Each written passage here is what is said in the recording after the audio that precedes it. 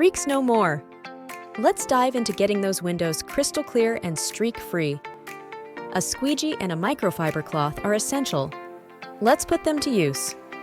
Fill a spray bottle with plain water, nothing fancy. Next, add just a drop of dish soap to the water. This little addition makes a big difference. Give the bottle a good shake to mix your solution. You're now ready to tackle those streaks.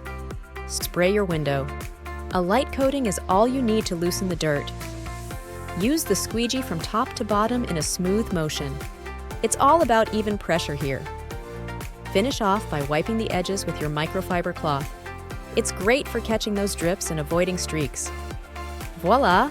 A pristine, streak-free window. It's like giving your house a new pair of glasses. There you go!